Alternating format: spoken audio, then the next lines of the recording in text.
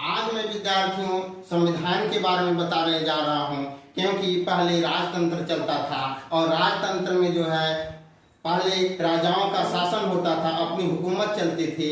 लेकिन सारे देश के लोग धीरे धीरे आजाद होने लगे। एक दिन ऐसा समय था जो अंग्रेजों का कभी सूर्यास्त होता ही नहीं था। उसी तरह से भारत भी जो है 15 अगस्त 1947 को भारत देश आजाद हुआ अंग्रेजों से, लेकिन उनकी जो संविधान थी वह भारत के लोगों के लिए पसंद नहीं था। भारत के लोगों ने निश्चित किया कि हमारा देश का जो संविधान है वो भारत के लोगों द्वारा बनाया हुआ होना चाहिए, जिससे कि हमारे देश का विकास अच्छा से हो सके। इसमें बाबा साहब डॉक्टर भीमराव अंबेडकर का विशेष योगदान रहा।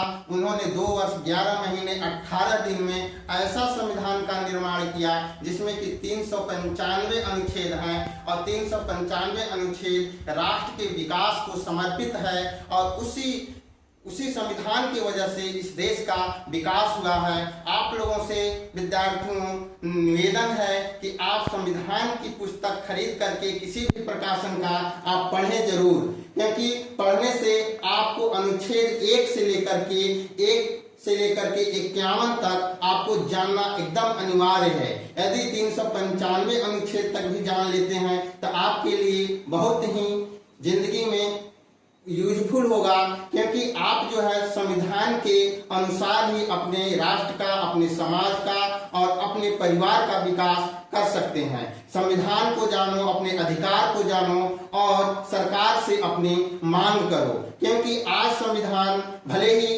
संविधान 26 जनवरी 1950 को पूर्ण रूप से लागू हो गया, 75 साल लगभग हो चुके, लेकिन आज भी संविधान का पूर्ण रूप से अमल में नहीं लाया गया है, जो कि इस देश के लिए एक बहुत बड़ी समस्या है। तो हम लोगों को पढ़ने लिखने का तात्पर्य है जागरूक होना और संविधान को अच्छे से पढ़िए और उस पर अमल कीजिए। जैसे अनुच्छेद 17 अस्पृश्यता, जिसमें कि छुआछूत को मिटाने का प्राविधान है। अभी भी समाज में छुआछूत तथा जातिवाद बरकरार है और इसको हम संविधान के द्वारा या शिक्षा के द्वारा हम समाप्त कर सकते हैं। अनुच्छेद 14 जो है हमें पढ़ने का अधिकार देता है, जिसमें कि सभी गरीब बच्चों को समान शिक्षा, समान व्यवस्था अभी नहीं मिल पा रही है।